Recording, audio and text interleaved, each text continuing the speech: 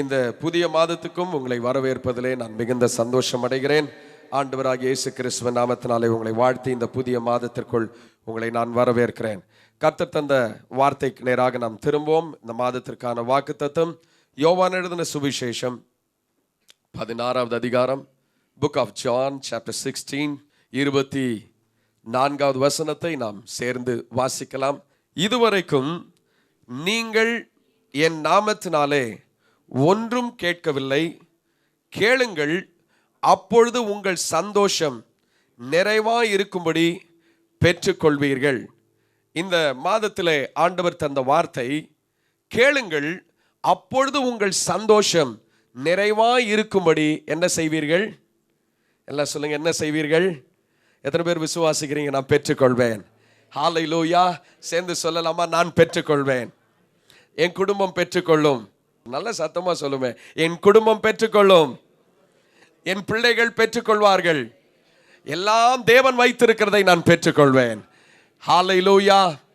கேளுங்கள், அப்பொழுது உங்கள் சந்தோஷம் நிறைவாய் இருக்கும்படி நீங்கள் பெற்றுக்கொள்வீர்கள்.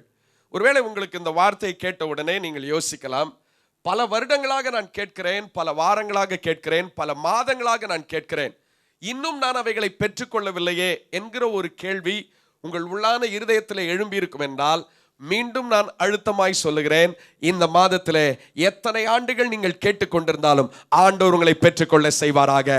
கர்த்தருக்கு ஒரு அல்லேலூயா சொல்லலாமே. ஹல்லேலூயா. You will receive it this month. நீங்கள் நிச்சயமாய் பெற்றுக்கொள்வீர்கள். அதை ஒவ்வொரு நாளும் நீங்கள் சொல்ல போகிறீர்கள், ஆண்டவரே உம்மிடத்திலிருந்து நான் பெற்றுக்கொள்வேன், நீர் எனக்கு அதை தரப்போவதற்காக ஸ்தோத்திரம் என்று சொல்லி நீங்கள் ஜெபியுங்கள். நீங்கள் ஜெபிக்க ஜெபிக்க எவைகளை பெற்றுக்கொள்ளாமல் இருக்கிறீர்களோ அவைகளை உங்கள் வாழ்க்கையிலே இந்த மாதத்தில் நிச்சயமாய் ஆண்டவர் பெற்றுக்கொள்ள செய்வாராக. ஆனால் யாக்கோபு 4வது அதிகாரம் 2ஆம் வசனம் இப்படி சொல்லுகிறது, நீங்கள் விண்ணப்பம் பண்ணவில்லை, ஆகையால் உங்களுக்கு அவைகள் சித்திக்கவில்லை என்று ஒரு வார்த்தையை நாங்கள் பார்க்கிறோம். அங்கு பார்க்கிறோம், யாக்கோபுக்கு எழுதின ஆக்கியோன் அவன் சொல்லுகிறான், நீங்கள் விண்ணப்பம் பண்ணவில்லை, ஆகையால் சித்திக்கவில்லை. ஒருவேளை நான் பெற்றுக்கொள்ளாமல் இருப்பதற்கு நான் ஆண்டவரிடத்தில் கேட்டு ஒருவேளை இப்பொழுது கேட்காமல் விட்டிருப்பேன் என்றால், மீண்டும் அவருடைய சித்தத்துக்கு ஒப்பு கொடுத்து நீங்கள் தொடர்ந்து கேளுங்கள். நான் நிச்சயமாய் விசுவாசிக்கிறேன், கர்த்தர் ஒரு வார்த்தையை தந்தால் அவர் மீண்டும் அவைகளை மாற்றுவதில்லை, அவர் நிச்சயமாய் பெற்றுக்கொள்ள செய்வாராக. இன்னும் கொஞ்சம் சத்தமா அல்லேலூயா சொல்லலாமே. ஹல்லேலூயா. நீங்கள் நிச்சயமாய் பெற்றுக்கொள்வீர்கள். வேதத்தில் ஒரு சம்பவத்திலே ஒரு மனிதன் எப்படி ஆசீர்வாதத்தை பெற்றுக்கொண்டான், எப்படி அவனுடைய வாழ்க்கையிலே இருளிலிருந்து ஆண்டவர் அவனை வெளிச்சத்துக்கு கொண்டு வந்தார் என்பதை குறித்து நாம் தியானிக்கலாம். என்னோடு சேர்ந்து வேதத்தை நாம் திருப்பிக் கொள்வோம். மார்க் எழுதின சுவிசேஷம் 10வது அதிகாரம் 46ஆம் வசனத்திலிருந்து 52ஆம் வசனம் வரை நாம் எல்லாரும் சேர்ந்து வாசிக்கலாம். பின்பு அவர்கள் எரிகோவுக்கு வந்தார்கள்.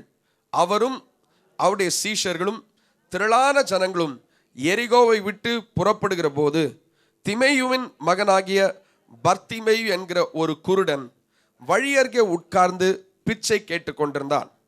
அவன் நசரேயனாகிய இயேசு வருகிறார் என்று கேள்விப்பட்டு, இயேசுவே, தாவீதின் குமாரனே, எனக்கு இரங்கும் என்று கூப்பிடத் தொடங்கினான். அவன் பேசாதிருக்கும்படி அநேகர் அவனை அதட்டினார்கள். அவனோ, தாவீதின் குமாரனே, எனக்கு இரங்கும் என்று முன்னிலும் அதிகமாய் கூப்பிட்டான். இயேசு நின்று அவனை அழைத்து வர சொன்னார். அவர்கள் அந்த குருடனை அழைத்து, திடன்கொள், எழுந்திரு, உன்னை அழைக்கிறார் என்றார்கள். உடனே அவன் தன் மேல் வஸ்திரத்தை எறிந்துவிட்டு எழுந்து இயேசுவிடத்தில் வந்தான். இயேசு அவனை நோக்கி, நான் உனக்கு என்ன செய்ய வேண்டும் என்கிறாய் என்றார். அதற்கு அந்த குருடன், ஆண்டவரே, நான் பார்வையடைய வேண்டும் என்றான். இயேசு அவனை நோக்கி, நீ போகலாம், உன் விசுவாசம் உன்னை இரட்சித்தது என்றார். உடனே அவன் பார்வையடைந்து வழியிலே இயேசுவுக்கு பின் சென்றான் என்று வேதம் சொல்லுகிறது. இந்த சம்பவத்தை, ஒரு சிறிய சம்பவத்தை நாம் பல நேரங்களிலே நீங்கள் செய்தியாக கேட்டிருக்கலாம், பல முறை இந்த பகுதியை நீங்கள் வாசித்திருக்கலாம். ஆனால் காலை நேரத்திலே இந்த பர்த்திமேயு என்கிற மனிதன் எப்படி தேவனை கூப்பிட்டான், அதன் மூலமாக அவன் வாழ்க்கையில் எப்படி ஆசீர்வாதத்தை பெற்றுக்கொண்டான் சொல்லி ஆண்டவர் நம்மிடத்திலே எப்படி நாம் கூப்பிட வேண்டும் என்கிற எதிர்பார்க்கிறார் என்பதை குறித்து ஆண்டவர் நம்மோடு இடைப்படுவாராக. நடந்த சம்பவம் வேறு ஒன்றும் இல்லை. இவனுடைய பேர் பர்த்திமேயு, இவனுடைய தகப்பன் பேர் திமேயு. இவன் ஒவ்வொரு நாளும் ஒரு வாசல் அருகே உட்காருகிறான். அந்த வாசல் அருகே உட்காரும் பொழுது அந்த பக்கம் போகிறவர்கள்லாம் இவனை கடந்து போறாங்க. வரவங்க போறவங்க எல்லாம் போறாங்க. இவனுடைய வாழ்க்கையில ஒரு பெரிய மாற்றம் இல்லை. பல வருடங்களாய் அதைத்தான் செய்கிறான். இப்படி போயிட்டு இருக்கும்போது ஒரு நாள் கேள்விப்படுகிறான், இயேசு இந்த பக்கமா போகிறார். இயேசு போகிறார் என்று கேள்விப்பட்ட உடனே அவன் சத்தத்தை இயேசுவிடத்திலே உயர்த்துகிறான். தடைகள் வருது, தடைகளையும் தாண்டி இயேசுவை கூப்பிடுகிறான். இப்பொழுது இயேசு அந்த இடத்திலே நின்றார் என்று வேதம் சொல்லுகிறது. இயேசு நின்றார், அவனை அழைத்தார்.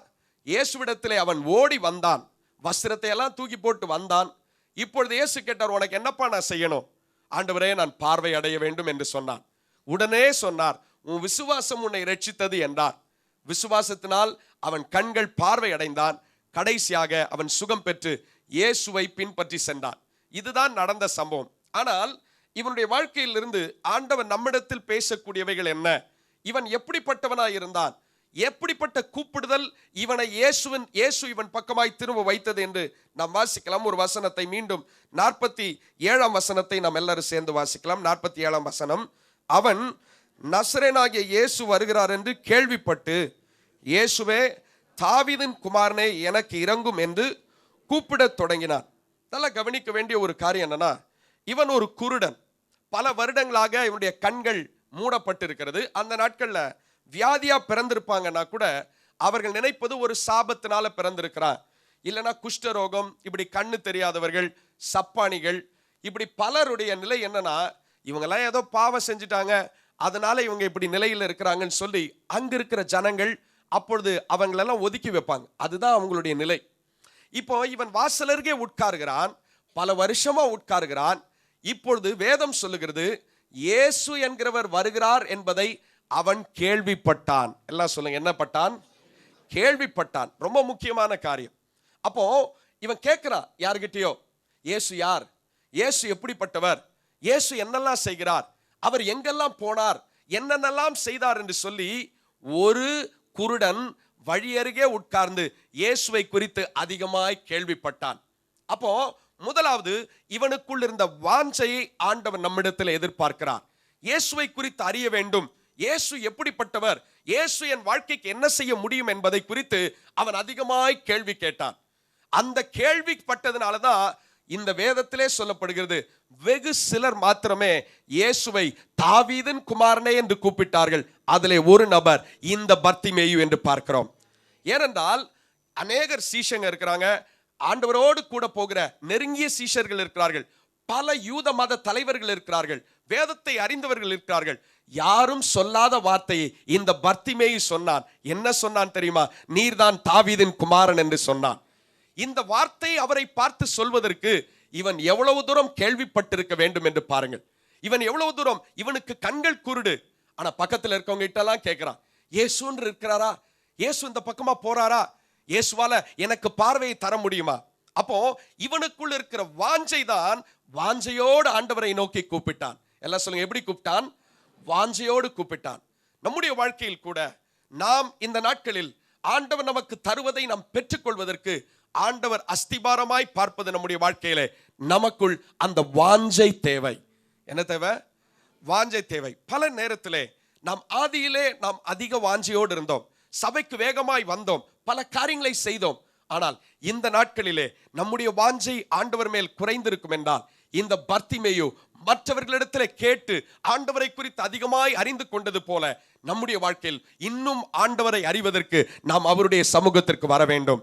அவருடைய சமூகத்திலே வந்து காத்திருக்க வேண்டும். எனக்கு தெரியல சகோதரனே, சகோதரியே, உன்னுடைய வாஞ்சையின் நிலை, உன்னுடைய வாஞ்சையின் எந்த இடத்திலே நீங்கள் ஆண்டவர் மேல் உன்னுடைய வாஞ்சை குறைந்திருக்கிறதுன்னு தெரியல. ஆனா ஆண்டவர் இந்த காலை நேரத்தில் எதிர்பார்ப்பது, என்னுடைய பிள்ளை என் மேல் அதிகமாய் வாஞ்சையா இருக்க வேண்டும் என்று எதிர்பார்க்கிறார். இந்த காலை நேரத்தில் ஆண்டவர் உங்களோடு பேசிக் கொண்டிருக்கிறார். இந்த 3வது மாதம் நான் நிச்சயமாய் சொல்லுகிறேன், நீங்கள் எவைகளை பெறவில்லையோ அவைகளை பெற்றுக் கொள்வீர்கள். அதற்கு அஸ்திபாரமாய் கர்த்தர் உங்களிடத்திலிருந்து எதிர்பார்ப்பது உங்களுக்குள் இருக்கிற வாஞ்சை. ஒரு கண்ணு தெரியாதவன் தான், யாரும் அவன்கிட்ட வந்து பேச மாட்டாங்க. ஏன்னா இவன் ஒரு பிச்சைக்காரன். இவன் ஒருவேளை உயர்ந்த இடத்துல இருந்தாலும் 4 பேர் வந்து பேசி இயேசுவை குறித்து சொல்லி இருக்கலாம். ஆனா இவன் வழி அருகே உட்கார்ந்து இருக்கிறான். 4 பேர் வந்து கேட்டா, என்னப்பா உனக்கு வேணும்னு கேட்டா கூட யாரும் அவனுக்கு பதில் சொல்வதற்கு, இவன் பேசினால் பதில் சொல்வதற்கு ஆயத்தமா இல்லை. இவனுடைய நிலை மிக மோசமான நிலை. எல்லாராலும் புறக்கணிக்கப்பட்ட நிலை. ஆனா அவன் இருதயத்துக்குள்ள இருந்த வாஞ்சை, எப்படியாவது நான் இயேசுவை அதிகமாய் அறிந்து கொள்ள வேண்டும். ஏதோ ஏனோதானோ என்று கேட்கவில்லை. ஏதோ இன்னைக்கு யாருப்பா வரா, இயேசுவா, இயேசுன்னு கூப்பிடவில்லை. பாருங்கள், தாவீதின் குமாரனை என்கிற வெளிப்பாடை பெறுவதற்கு இவனுக்குள் இருந்த வாஞ்சை தான் அவனை தாவீதின் குமாரனை என்று கூப்பிட வைத்தது. அப்ப எனக்குள்ள அந்த வாஞ்சை இருக்கும் என்றால், எனக்குள் ஆண்டுடைய சமூகத்திற்கு வந்து நான் அவரை கூப்பிட வேண்டும் என்கிற வாஞ்சை எனக்குள் இருக்கும் என்றால், அதற்கு அஸ்திபாரமாய் ஆண்டவர் நம்மிடத்திலிருந்து எதிர்பார்ப்பது நமக்குள்ள இருக்கிற வாஞ்சை. இன்னைக்கு ஆண்டவர்கிட்ட ஜெபிக்கும் போது சொல்லணும், ஆண்டவரே, எல்லா மாதத்தை காட்டிலும், எல்லா வருஷத்தை காட்டிலும் இந்த மாதம் நிச்சயமாய் நான் பெற்றுக்கொள்வேன். அதுக்கு அஸ்திபாரமாய் நான் உம்மை அதிகமாய் வாஞ்சிப்பேன். ஆண்டவரே, சத்தமாய் ஒரு அல்லேலூயா சொல்லலாமே. என்னுடைய வாஞ்சை குறைந்து போய்விடும் என்றால், நான் ஆண்டவரிடத்திலிருந்து எதை ஆண்டவர் வைத்திருக்கிறாரோ அதை பல நேரத்திலே நான் பெற்றுக்கொள்வது காலதாமதமாகலாம்.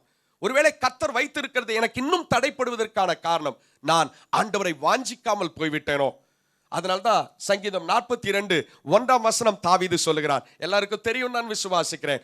மானானது நீரோடே வாஞ்சிப்பது போல தேவனே என் ஆத்துமா உம்மேல் என்ன செய்கிறது? எல்லாம் சத்தமா சொல்லுங்க, உம்மேல் வாஞ்சையா இருக்கிறது. இன்னைக்கு அந்த வாஞ்சை குறைந்திருக்கும் என்றால், நீங்க பெற்றுக்கொள்வதற்கான முதல் அற்புதம், ஆண்டவருடைய சமூகத்திலே என்னுடைய வாஞ்சை அதிகமாக ஆக நான் தேவனிடத்தில் இன்னும் அதிகமாய் பெற்றுக்கொள்ள போகிறேன். ஒருவேளை இவனுக்கு அந்த வாஞ்சை இல்லைன்னா கொஞ்சம் யோசித்து பாருங்க. இவன் உட்கார்ந்து இருக்கிறான், பல வருஷமா உட்கார்ந்து இருக்கிறான், ஒரே அனுபவம் தான், ஒரு மாற்றமும் இல்லை. ஏன்னா கண்ணு தெரியல, எல்லாமே இருள். யாராவது சாப்பாடு கொடுக்கணும்னா கூட இவனால உடனடியாக வாங்கி சாப்பிட முடியாது. மிக மோசமான நிலை. ஆனா அவனுடைய கண்கள் மூடப்பட்டிருந்தது, ஆனால் ஆவிக்குரிய கண்கள் அவனுக்கு திறக்கப்பட்டிருந்தது. இன்னைக்கு ஆண்டவர் எனக்கு நல்ல சரீரத்தை, கண்களை, கரங்களை, கால்களை தந்திருக்கிறார். ஆனால் என்னுடைய வாஞ்சை ஆண்டவர் மேல் எவ்வளவு அதிகமாக இருக்கிறதோ அவ்வளவு தூரம் இந்த மாதத்திலே கர்த்தர் உங்களுக்கானதை தருவார் என்று நான் விசுவாசிக்கிறேன். அதிகமாய் ஆண்டவருடைய சமூகத்திலே வந்து கேளுங்கள். எவ்வளவு கேட்க முடியுமோ அவ்வளவு தூரம் ஆண்டவர் இடத்துல வந்து கேளுங்கள். நேரம் கிடைக்கும் பொழுதெல்லாம் கேளுங்கள். தேவ சமூகத்திலே காத்திருந்து கேளுங்கள். நீங்கள் நிச்சயமாய் பெற்றுக்கொள்வீர்கள். சங்கீதம் 63:1 சேர்ந்து வாசிக்கலாம். என் மாம்சமானது கர்த்தர் மேல் வாஞ்சையா இருக்கிறது. வாசிக்கலாம். சங்கீதம் 63:1 ஒரு வசனத்தை வாசித்து இந்த பகுதிக்கு நாம் திரும்பி வருவோம். தேவனே, நீர் என்னுடைய தேவன், அதிகாலமே உம்மை தேடுவேன்.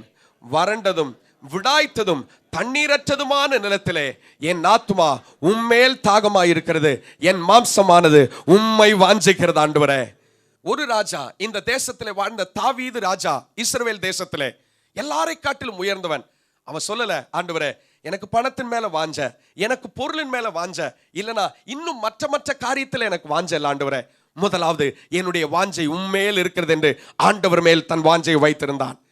பிரியமான சகோதரனே, சகோதரியே, இன்னைக்கு நீங்கள் பெற்றுக்கொள்ளும் மாதம், கேளுங்கள். உங்கள் சந்தோஷம் நிறைவாய் இருக்கும்படி நான் உங்களுக்கு தருவேன் என்று சொன்ன தேவன் நம்மிடத்திலிருந்து எதிர்பார்ப்பது அந்த வாஞ்சை எதிர்பார்க்கிறார். நீங்க ஆண்டவரை ஒப்பு கொடுத்து சொல்லணும், ஆண்டவரே, நான் இன்னும் அதிகமாய் உம்மை வாஞ்சிப்பேன். மீண்டும் அந்த வசனத்துக்கு, அந்த பகுதிக்கு நேராக நாம் திரும்புவோம். மார்க் எழுதின சுவிசேஷம் 10:48 அவன் பேசாதிருக்கும்படி அநேகர் அவனை அதட்டினார்கள். அவனோ, தாவீதின் குமாரனே எனக்கு இரங்கும் என்று முன்னிலும் அதிகமாய் கூப்பிட்டான்.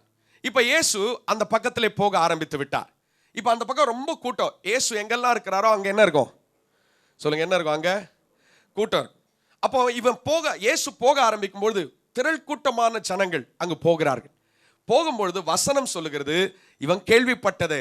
இப்பொழுது அவனுக்குள் இருந்த வாஞ்சை, இரண்டாவது அவனை சும்மா இருக்க விடல, அவன் விடைவிடாமல் கூப்பிட்டான், சத்தமாய் கூப்பிட்டான். முதலாவது வாஞ்சையோடு கூப்பிட்டான், இரண்டாவது விடாமல் கூப்பிட்டான். என்ன சொல்லுங்க, எப்படி கூப்பிட்டா? விடாமல் கூப்பிட்டான். முறை சத்தத்தை கூப்பிடுறா, எல்லாரும் சொல்றாங்க, டேய் குருட்டு போய் தானே நீ குருடன் தானே, யா சத்தம் போடுற, வாய மூடு, சும்மா பேசாத, நீ எல்லாம் பேசக்கூடாது, இயேசு போறாங்க சொல்லி கேட்டா. ஆனால் கேட்டது இவனுக்குள் வாஞ்சையா இருந்தபடினால், இயேசுவிடத்திலிருந்து நான் எப்படியும் எதையாவது பெற்றுக்கொள்வேன் என்கிற வாஞ்சை அவனுக்குள் இருந்ததனால் வேதம் சொல்லுகிறது, அவன் முன்னிலும் அதிகமாய் கூப்பிட்டான். எல்லாம் சொல்லுங்க, எப்படி கூப்பிட்டா? இன்னைக்கு உங்களை பார்த்து யாராவது ஏன் சர்ச்சுக்கு போற, நீ போய் என்ன சாதிச்ச அப்படின்னு சொல்லிட்டா, இதுக்கப்புறம் நமக்கு என்ன கிடையாது. என்னங்க இப்போ சைலண்ட் ஆயிட்டீங்க? அதுக்கப்புறம் ஏன்னா அவங்க என்ன சொல்லிட்டாங்க, சொல்லக்கூடாது, என்ன குறித்து அவங்க பேசக்கூடாது. அவங்க எப்படி என்ன பார்த்து அப்படி சொல்லலாம்? யாராவது ஏதாவது வார்த்தைகளை சொன்னால் நாம் தேவனை தேடுவது ஒரு நாளும் தடைப்படக்கூடாது. பாருங்க, இன்னைக்கு அநேகர் சில சொல்லும் வார்த்தைகளுக்காக ஆலயத்துக்கு வருவதில்லை, சிலர் சொன்ன வார்த்தைகளுக்காக ஆண்டவரை தேடுவதே இல்லை. இன்னைக்கு ஒருவேளை மற்றவங்க சொன்ன வார்த்தையை வைத்து நான் கர்த்தரை தேடுறது எனக்கு குறைந்திருக்கும்னா, இன்னைக்கு ஆண்டுடைய சமூகத்தில் ஆண்டவரே அந்த தடைகளெல்லாம் தாண்டி நான் உங்களை விடாம இந்த மாதத்தில் கூப்பிடுவேன். சத்தமா சொல்லலாமே, ஆண்டவரே நான் உம்மை விடாமல் கூப்பிடுவேன் ஆண்டவரே. ரெண்டாவது, அவனை தடை செய்தார்கள். சத்தம் போடாதே, என்னையா சத்தம் போடுற. அநேகர் சில நேரத்தில் நம்ம கூட இப்போ ட்ரெயினில் பஸ்லலாம் போகிறோம், யாராவது வந்து அம்மா அப்படின்னு கூப்பிட்டா என்ன சொல்லி, போ போ போ, என்ன பண்ணாத, பக்கத்தில் நின்று டிஸ்டர்ப் பண்ணாத, தொந்தரவு பண்ணாத. இதுதான் நம்முடைய இயல்பு, அப்படிதான் நம்ம செய்வோம். அதே போல அன்னைக்கு இருந்தவர்கள் நம்மளை விட கொஞ்சம் அதிகமானவர்கள். இவனை வேதம் சொல்லுகிறது ஒருத்தர் அதட்டல, அநேகர் வந்து அதட்டினார்கள். அப்ப எவ்வளவு தூரம் இவன் சத்தத்தை உயர்த்தி கொண்டே இருக்கிறான். தடைகள் வர வர அவன் சத்தம் உயர உயர அநேகர் வந்து சொல்றாங்க, சத்தம் போடாது, சும்மார் சும்மார் சும்மார், நீ பேசவே கூடாது. ஆனால் இவங்க சொன்ன எந்த வார்த்தையும் அவனை என்ன செய்யல, சும்மா இருக்க விடல. அவன் இன்னும் அதிகமாய் கூப்பிட்டான். இன்னைக்கு நீங்க ஆண்டவரிடத்திலிருந்து இரண்டாவது கர்த்தர் வைத்திருக்கிறது இந்த மாதத்தில் நீங்கள் முழுமையாய் பெற்றுக்கொள்ள வேண்டும் என்றால், எத்தனை தடைகள் வரட்டும், நீங்க ஆண்டவரை நோக்கி அதிகமாய் கூப்பிடுங்கள். இன்னைக்கு ஒரு இருதயத்தில் ஒரு தீர்மானம், நான் இன்னும் கூப்பிடுவேன் ஆண்டவரை, வாஞ்சியோடு உங்க சமூகத்துக்கு வருவேன். என் சத்தத்தை எத்தனை தடைகள் வந்தாலும் நான் கூப்பிடுவேன். ஒருவேளை உங்க கணவன், உங்க மனைவி, உங்கள் பிள்ளைகள் கூட நீங்க கூப்பிடுவதற்கு தடையா இருக்கலாம். இன்றைக்கு சொல்ல, ஆண்டவரே எத்தனை தடை வந்தாலும் என் சத்தத்தை நான் உங்களுக்கு நேராக உயர்த்துவேன் ஆண்டவரே. அப்படிப்பட்ட ஒரு தீர்மானம் இருக்கும் என்றால் நான் சொல்லுகிறேன், இந்த பர்த்திமேயு தடைகளை தாண்டி கூப்பிட்டான். முதல்ல கூப்பிட்டா சும்மா இருந்த சும்மா இருந்துடல, இவன் சத்தத்தை உயர்த்த ஆரம்பித்தான். ஒன்று நமக்கு தெரிந்திருக்கணும் பாருங்க, இவன் சத்தத்தை உயர்த்தினா, இவன் சத்தம் இயேசு கிட்ட போய் சேர்ற அளவுக்கு இவன் தொடர்ந்து சத்தம் போட்டு கொண்டிருந்தான். பலர் தடை செஞ்சாங்க, பேசாதன்னு சொன்னாங்க, இவன் அமைதியா இருக்கல. இவனுடைய சத்தம் இயேசுவை போய் சேரும் வரை அவனுடைய சத்தம் இருந்தது. இன்னைக்கு நான் கூப்பிடுறது, நான் ஜெபிக்கிறது, ஆண்டவரை போய் சேர்ற வரைக்கும், அவரை நிக்க வைக்கிற வரைக்கும், என் பக்கமா திரும்புற வரைக்கும் என் சத்தம் இருக்கா? இல்லைனா என்ன பிரதர், எவ்வளோ வருஷமா கிறிஸ்தவனா மாறி நான் ஜோமணி சோர்ந்து போயிட்டேன் பிரதர், எனக்கு வாஞ்சையும் இல்லை, இப்போ என்கிட்ட சத்தமும் இல்லை, என்ன செய்யறது, ஒன்றும் நடக்கலை. இப்படிப்பட்ட நிலைக்கு உங்க இருதயம் வந்திருக்கும்னா, இந்த 3வது மாதம் ஆண்டவர் உங்களிடத்தில் எதிர்பார்ப்பது, உன் சத்தத்தை நீ அதிகமாய் உயர்த்த வேண்டும். விடாமல் தேவனை நோக்கி கூப்பிட்டார். இன்னைக்கு அநேக நேரம் பலர் விட்டுட்டாங்க, கூப்பிடுறதே இல்லை. இப்போ பல நேரத்தில் ஜெபம் என்று சொன்னாலே அதற்கு விருப்பம் இல்லாமல் போய்விட்டது. ஏன்னா யாரோ சொன்ன வார்த்தைகள், மருத்துவர் சொன்ன வார்த்தை, போலீஸ்காரர்கள் சொன்ன வார்த்தை, இதையெல்லாம் கேட்டு நான் இன்னைக்கு ஆண்டவரை தேடுறதை நான் விட்டுருப்பேனா? கர்த்தர் வைத்திருக்கிறதை நான் எப்படி பெற்றுக்கொள்வேன்?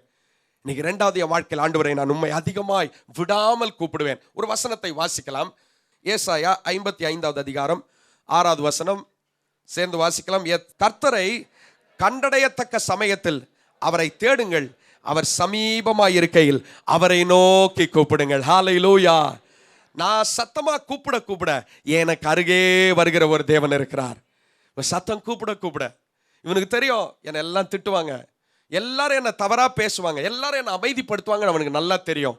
ஒரு நாளும் அவன் சத்தத்தை குறைக்கவில்லை, இன்னும் அதிகமாய் கூப்பிட்டான். ஒரு முறை தாவீதின் குமாரனை கூப்பிட்டுட்டு சும்மா இல்ல, 2வது முறையும் சத்தத்தை உயர்த்தி சொன்னான், தாவீதின் குமாரனை என்று சொன்னான். பாருங்க, இன்றைக்கு இவனுடைய கூப்பிடுதல் ஆண்டவரை நிற்க வைத்தது. வேதம் சொல்லுகிறது, இவன் கூப்பிட்டு எதை கேட்டான் என்றால், என் மேல இரக்கமா இருங்க ஆண்டவரே, என் மேல இறங்குங்க ஆண்டவரே, பல வருஷமா கண்ணு தெரியாம இருக்க ஆண்டவரே என்று சொல்லி இவன் தேவனிடத்திலிருந்து இரக்கத்தை கேட்டான். அவனுடைய வாழ்க்கையில முதலாவதே எனக்கு பார்வை தாங்கன்னு கேட்கல, ஆண்டவரே எனக்கு இரக்கத்தை தாங்க என்று கேட்டான். இன்னைக்கு கூட நம்முடைய வாழ்க்கையில 2வது விடாமல் கூப்பிட கற்றுக்கொள்ளுங்கள். முதலாவது வாஞ்சியோடு கூப்பிடுங்கள். 2வது எத்தனை தடைகள் வந்தாலும் தடைகளை தாண்டி நீங்கள் ஆண்டவரை விடாமல் கூப்பிடுங்கள். உங்கள் அற்புதத்தை பெற்றுக்கொள்ளும் மாதம். விசுவாசத்தோடு சொல்லுகிறேன், எத்தனை ஆண்டுகள் கூப்பிட்டிருக்கலாம், இந்த மாதம் இன்னும் நீங்கள் விடாமல் கூப்பிடுங்கள். இந்த மாதம் முடியும் பொழுது நிச்சயமாய் ஆண்டவர் உங்களுக்கானதை பெற்று தந்திருப்பார். விசுவாசத்தோடு ஜெபிக்க ஆரம்பிங்க. இந்த மாதத்திலெல்லாம் உபவாச நாட்கள்ல நல்ல பொருத்தனையோடு ஆண்டவருடைய சமூகத்துக்கு ஓடி வாருங்கள். வரும்பொழுதே ஒரு வாஞ்சியோடு வாங்க. இந்த உபவாச ஜெபம் முடிகிறதுக்குள்ள என் குடும்பத்திலும் சரி, என் பிள்ளைங்க வாழ்க்கையிலும் சரி, நான் அந்த அற்புதத்தை பெற்றிருப்பேன். அந்த விசுவாசத்தோடு வந்து தேவனுடைய சமூகத்தில் அவரை கூப்பிடுங்கள். 2வது அவன் விடாமல் கூப்பிட்டான். 3வது பாருங்கள், அவன் எப்படி கூப்பிட்டான், அவனுக்குள் என்ன இருந்தது வாசிக்கலாம். மார்க் எழுதின சுவிசேஷம் 10வது அதிகாரம் கீழே இருக்கிற வசனங்களை வாசிக்கலாம். தொடர்ந்து வாசிக்கலாமா? 49ஆம் வசனம் வாசிக்கலாம். இயேசு நின்று அவனை அழைத்து வர சொன்னார். அவர்கள் அந்த குருடனை அழைத்து, திடன்கொள், எழுந்திரு, உன்னை அழைக்கிறார் என்றார்கள். உடனே அவன் தன் மேல் வஸ்திரத்தை எறிந்துவிட்டு எழுந்து இயேசுவிடத்தில் வந்தான். இயேசு அவனை நோக்கி, நான் உனக்கு என்ன செய்ய வேண்டும் என்கிறாய் என்றார். அதற்கு அந்த குருடன், ஆண்டவரே, நான் பார்வையடைய வேண்டும் என்றான். இயேசு அவனை நோக்கி, நீ போகலாம், உன் விசுவாசம் உன்னை ரட்சித்தது என்றார். ஹல்லேலூயா. முதலாவது வாஞ்சியோடு கூப்பிட்டா. எல்லாம் சொல்லுங்க, எப்படி கூப்பிட்டா? இரண்டாவது விடாமல் கூப்பிட்டான். எப்படி கூப்பிட்டா? விடாமல். மூன்றாவது விசுவாசத்தோடு கூப்பிட்டான். ஹல்லேலூயா. இப்ப பாருங்க, இப்ப ஆண்டவர் இவனை அழைக்கிறார். ஆண்டவராகிய இயேசு கிறிஸ்து இவனை அழைக்கிறார். என்னப்பா ஒருத்தன் விடாம கூப்பிடுறா. நின்றார், அவனை பார்த்தார். யார் இவனை அதட்டினாங்களோ அவங்கள விட்டே கூப்பிட வைத்தார். போய் கூப்பிடுப்பா, நீ அதட்டினால அவனை கூட்டிட்டு வா. இப்ப எல்லாம் போயிட்டுப்பா, திடன்கொள் திடன்கொள், தைரியமாறு, நீ சத்தம் போட்டது வீணா போல, உன் சத்தத்தை கேட்ட ஒரு இயேசு இருக்கிறார், அவர் உன்னை வர சொல்லுகிறார். இவன் இப்பொழுது எழும்பும் பொழுது எதை செய்தான்? அவனுடைய விசுவாச செயலை செய்தான். என்ன தெரியுமா? அவன் வஸ்திரத்தை, மேல் வஸ்திரத்தை தூக்கி எறிந்தான். இது எதை காண்பிக்கிறது என்றால், மீண்டும் நான் அவர்கிட்ட போனேனா இந்த வஸ்திரத்துக்கு எனக்கு வேலையே இல்லை என்று சொன்னான். நான் அவர்கிட்ட போவேனா, அப்போ வேதம் என்ன சொல்லியிருக்குன்னா, இவன் வஸ்திரத்தை எடுத்து வைத்து பின்பதாக ஆண்டவரிடத்துல போல வஸ்திரத்தை என்ன செய்தான்? தூக்கி எறிந்தானா. வஸ்திரத்தை தூக்கி எறிந்தானா. அப்ப அவனுக்குள்ள ஒரு விசுவாசம். ஒவ்வொரு நாளும் அவன் வாஞ்சித்தது, ஒவ்வொரு நாளும் அவன் இப்ப சத்தம் உயர்த்தினது. அவனுக்கு தெரியும், இப்போ நெருங்கிருச்சு நேரம், என் விசுவாசம் நிச்சயமா எனக்கு அற்புதத்தை பெற்று தரும். சமூகத்திற்கு விசுவாசத்தோடு போனான். அந்த நாட்கள்ல இப்படி கண்ணு தெரியாதவங்க, வியாதிஸ்தர்களுக்கென்றே ஒரு வஸ்திரம் உண்டு. கருப்பு வஸ்திரங்களை அவர்கள் அணிவது வழக்கம் என்று சரித்திரம் சொல்லுது. அப்போ இவங்களுக்குன்னு அடையாளப்படுத்தின ஒரு வஸ்திரம் இருந்தது. அந்த வஸ்திரத்தை பத்திரப்படுத்தி வச்சா மீண்டும் நமக்கு கண்ணு தரனா அந்த வஸ்திரத்தை போட்டு உட்கார்ந்து பிச்சை கேட்கலான்னு என்பது அல்ல. அந்த வஸ்திரத்தை அவன் தூக்கி எறிந்தான். உங்க வாழ்க்கையில உங்களுக்கு அவிசுவாசமா இருக்கிற எல்லா காரியத்தையும் இந்த 3வது மாதம் தூக்கி எறியுங்க. எதெல்லாம் உங்களுக்கு தடையா இருக்கோ, இது நடக்காதுன்னு சொன்ன வார்த்தைகள், இனிமேல் அது சாத்தியமற்ற காரியங்கள், எதெல்லாம் முடிந்து போனதுன்னு உங்க இருதயத்தில் இருக்கோ, இன்னைக்கு அந்த அவிசுவாச வார்த்தைகள் உங்க இருதயத்துக்குள்ள இருந்து வெளியே தூக்கி எறியப்படுவதாக. இன்னைக்கு யார் உங்களை கூப்பிடுகிறார்? நான் யாருடைய சமூகத்துக்கு வருகிறேன்? அதனால்தான் அப்போஸ்தலனாகிய பவுல் சொல்கிறார், நான் விசுவாசிக்கிறவரை நான் இன்னார் என்று அறிந்திருக்கிறேன். I know whom I have kept my faith. யாரை நான் விசுவாசிக்கிறேன், அவர் எப்படிப்பட்டவர், இதுவரை எனக்கு எத்தனை காரியங்களை செய்திருக்கிறார், இந்த 3வது மாதமும் நிச்சயமாய் நான் அதை பெற்றுக்கொள்ள போகிறேன். விசுவாசத்தோடு அவருடைய சமூகத்துக்கு ஓடி வந்தான். வஸ்திரத்தை தூக்கி எறிந்தான். இப்ப இயேசு அவனை பார்த்து கேட்டார், என்னப்பா என்ன செய்யணும் நான் உனக்கு? என்னப்பா இவ்வளோ வேகமா ஓடி வந்தேன், நான் என்ன செய்யணும் உனக்கு? ஆண்டவரே, நான் என்ன செய்ய வேண்டும்? பார்வை அடையணும் ஆண்டவரே, பார்வை அடையணும். இவ்வளோ நாள் என்ன குருடன் எல்லாரும் சொல்லி, ஆண்டவரே, சரியான என்னுடைய சமுதாயத்துல நான் புறக்கணிக்கப்பட்டவன் ஆண்டவரே, வேதனைப்பட்டவன். இன்னைக்கு ஒண்ணுதான் எனக்கு வேணும் ஆண்டவரே, நான் பார்வை அடைய வேண்டும் என்று சொன்னான். இப்ப ஆண்டவர் அவனை பார்த்து சொன்ன என்ன வார்த்தை தெரியுமா? உன் விசுவாசம் உன்னை ரட்சித்தது. எல்லாம் சொல்லுங்க, நம் விசுவாசம் நம்ம என்ன செய்யும்? ரட்சிக்கும். உன் விசுவாசம் உன்னை ரட்சித்தது என்று சொன்னார். இன்னைக்கு உங்களுக்குள்ள விசுவாசம் இருக்கா? இந்த மாதத்துல நான் நிச்சயமாய் பெற்றுக்கொள்வேன், என் குடும்பத்துல நான் அதை பார்ப்பேன், என் பிள்ளைங்க வாழ்க்கையில அதை பார்ப்பேன் என்று சொல்லி உங்களுக்குள் அந்த விசுவாசம் இருக்கும் என்றால் நிச்சயம் நீங்கள் அதை பெற்றுக்கொள்வீர்கள். ஆனா பல நேரத்துல பல வஸ்திரங்கள் உங்களை மூடி வைத்து அவ்விசுவாசத்துல வைத்திருக்கும்னா, வஸ்திரம் என்றால் சுவாபத்திற்கு கூட ஆவிக்குரிய அர்த்தத்தை சொல்லலாம். இன்னைக்கு ஒருவேளை எனக்குள்ள பழைய சுவாபங்கள் பலவற்றை வைத்து விட்டு நான் ஆண்டவற்றை இன்னும் அநேக காரியத்தை எதிர்பார்ப்பனா, அந்த பழைய சுவாபங்களை எல்லாவற்றையும் அகற்றுங்கள். தேவன் விரும்பாத எல்லாவற்றையும் அகற்றி விட்டு அவருடைய சமூகத்திற்கு ஓடி வாருங்கள். விசுவாசத்தோடு வந்தான். இனிமேல் நான் அவர்கிட்ட போவனா, நான் கண்கள் அற்றவனா அல்ல, வரும்போது பார்வை அடைந்தவனாய் வருவேன் என்று விசுவாசத்தோடு வந்தான். இன்னைக்கு ஆண்டோடைய சமூகத்துக்கு வந்திருக்கிறீங்க. இந்த 3வது மாதம் ஆண்டோடைய வார்த்தை என்னன்னு கேட்க வாஞ்சியா வந்திருக்கிற தேவஜனமே, நீங்க ஆண்டோடைய சமூகத்துக்கு விசுவாசமா வந்திருக்கிறீங்களா? இந்த 3வது மாதம் இதெல்லாம் எனக்கு ஆண்டவர் செய்வார் என்கிற விசுவாசம் இருக்கா? இல்ல போன மாசம் நடக்கல, இந்த மாசமும் நடக்குமோ நடக்காதோ என்கிற ஒரு அவிசுவாசம் உங்களுக்குள் இருக்கும் என்றால் அது உங்கள் இருதயத்திலிருந்து முதலாவது தூக்கி எறியப்படுவதாக. இன்னைக்கு அவிசுவாசம் பிசாசுடைய ஒரு ஆயுதம். ஏன்னா அது ஜெபிக்கவே விடாது. நான் ஒவ்வொரு முறை முழங்கால் போடும்போதும் அது நடக்காது, அதுக்கப்புறம் நான் போய் எதுக்கு அதை கேட்டுட்டு, இப்படிப்பட்ட நிலை அல்ல. இந்த பர்த்திமேயுவை போல உங்கள் அவ்விசுவாசங்கள் இருக்கும் மேல் வஸ்திரத்தை நீங்கள் அகற்றிவிட்டு ஆண்டவருடைய சமூகத்திற்கு விசுவாசத்தோடு ஓடி வாருங்கள். நீங்க விசுவாசத்தோடு வருவீங்கன்னா வேதம் சொல்லுகிறது, உன் விசுவாசம் உன்னை ரட்சித்தது. உன் விசுவாசம் தேவனிடத்திலிருந்து அதிகமான அற்புதங்களையும் நிச்சயத்தையும் உங்கள் வாழ்க்கையில பெற்றுத்தரும். இன்னைக்கு விசுவாசம் இல்லாம நான் தேவனை பிரியப்படுத்த முடியாது. என்னுடைய வாழ்க்கையில விசுவாசம் இல்லாம இந்த மாதத்துல நான் அதை எதை பெற்றுக்கொள்ளணுமோ அதை பெற்றுக்கொள்ள முடியாது. இன்னைக்கு ஒரு தீர்மானம். முதலாவது, நான் வாஞ்சியோடு கேட்பேன் ஆண்டவர். எல்லாம் சொல்லலாமா? நான் எப்படி கேட்பேன்? வாஞ்சியோடு கேட்பேன். ரெண்டாவது, விடாமல் கேட்பேன். சொல்லுங்க, எப்படி கேட்பேன்? விடாமல் கேட்பேன். மூன்றாவது, நான் விசுவாசத்தோடு கேட்பேன் ஆண்டவரே. நான்காவது, கடைசி வசனம் எல்லாரும் சேர்ந்து வாசிக்கலாம். மார்க் 10 கடைசி வசனம் சேர்ந்து வாசிக்கலாமா எல்லாரும்? இயேசு அவனை நோக்கி, நீ போகலாம், உன் விசுவாசம் உன்னை ரட்சித்தது என்றார். உடனே அவன் பார்வை அடைந்து வழியிலே இயேசுவுக்கு, இன்னும் கொஞ்சம் சத்தமா சொல்லுங்க, இயேசுவுக்கு. இப்ப பாருங்க, இவன் பார்வை அடைந்த உடனே அவங்க வீட்டுக்கு போயிடல, இல்ல அவனுக்கு தெரிஞ்சவங்க கிட்ட போயிடல, இல்லனா இதுவரை என்னை எத்தனை பேர் குருட்டு பையன்னு சொன்னாங்க அவங்க கிட்ட போய் என் கண்ணு கிடைச்சிருச்சியான்னு சொல்லி காண்பிக்க போல வேதம் சொல்லுகிறது, அவன் யார் பின்பதாக போனான். இன்னைக்கு அற்புதத்தை நீங்கள் நிச்சயமாய் பெற்றுக்கொள்வீர்கள். ஆனால் தொடர்ந்து இயேசுவை பின்பற்ற கற்றுக்கொள்ளுங்கள். இன்னைக்கு அநேகருடைய வாழ்க்கையில ஆண்டவர் சபைக்கு வந்து எத்தனையோ அற்புதங்களை செய்திருக்கிறார், எத்தனையோ அற்புதங்களை செய்திருக்கிறார். ஆனா அந்த அற்புதங்களை பெற்றவர்கள் இந்த காலை ஆராதனையில இல்லை என்பது எவ்வளவு ஆண்டவருக்கு ஒரு வேதனை ஏற்படுத்தும். எத்தனை முறை ஆண்டவர்கள் அற்புதம் செய்தார், எத்தனை முறை ஆண்டவர் அவர்களுக்கு தேவைகளை சந்தித்தார். ஆனா கர்த்தருடைய சமூகத்திற்கு வருவதற்கு எனக்கு வாஞ்சையோ, எனக்கு விடாமுயற்சியோ, எனக்குள்ள விசுவாசம் இல்லைனா இது கர்த்தரை எவ்வளவு வேதனைப்படுத்தும். ஒருவேளை இவன் பெற்றுக்கொண்டு அவன் பாட்டுக்கு வழியா போயிருந்தானா இயேசு கூட யோசித்திருப்பார், என்னப்பா 10 பேர் சுகம் பெற்றார்கள், ஒரே ஒருத்தன் தான் நீ என் பின்னாடி வந்தியா என்று சொல்லி அன்றைக்கு அந்த குஷ்டரோகியை பார்த்து கேட்டது போல இன்னைக்கு ஒருவேளை நம்மளை பார்த்து ஆண்டவர் கேட்கிறாரா? இல்ல ஆண்டவரே, நான் அற்புதத்தை பெற்றுக்கொள்கிறேன், உங்க பின்பதாக நான் வருவேன் ஆண்டவரே, எல்லா இடத்துக்கும் நான் உங்களை பின்பற்றி வருவேன் ஆண்டவரே, நீங்க எங்கெல்லாம் போறீங்களோ நான் உங்களையே பின்பற்றி வருவேன் என்று இந்த பர்த்திமேயு தன் வாழ்க்கையிலே கடைசி வரை இயேசுவை பின்பற்றி ஒரு சீஷனாக மாறினான் என்று வேதம் சொல்லுகிறது. இன்னைக்கு நம்முடைய வாழ்க்கையில கூட 3 விதமான கூப்பிடுதல். இன்னைக்கு அவனுடைய கூப்பிடுதல் அவனுக்குள் ஒரு பெரிய மாற்றத்தையும் தேவனிடத்திலிருந்து பெரிய அற்புதத்தையும் பெற்று தந்தது. இந்த மாசம் ஒரு தீர்மானம், ஆண்டவரே கடந்த மாதத்தை காட்டிலும் கடந்த வருஷங்களை காட்டிலும் நான் இன்னும் அதிகமாக கூப்பிடுவேன் ஆண்டவரே, வாஞ்சியோடு கூப்பிடுவேன், விடாமல் கூப்பிடுவேன், விசுவாசத்தோடு கூப்பிடுவேன், உம்மை பின்பற்றி வருவேன் ஆண்டவரே. இந்த 4 காரியங்களும் உங்கள் வாழ்க்கையில பெரிய அற்புதத்தை கொண்டு வரும். இந்த மாதத்திலே நிச்சயம் நீங்கள் அதை பெற்றுக்கொள்வீர்கள். சேர்ந்து சொல்லலாமா? நான் நிச்சயம் அதை பெற்றுக்கொள்வேன், என் குடும்பம் நிச்சயம் அதை பெற்றுக்கொள்ளும், என் பிள்ளைகள் நிச்சயம் அதை பெற்றுக்கொள்வார்கள். ஆண்டவருக்கு ஒரு அல்லேலூயா சொல்லலாம். அல்லேலூயா. கர்த்தர் அவைகளை பெற்றுக்கொள்ள செய்வாராக. கர்த்தருடைய நாமம் மகிமைப்படுவதாக.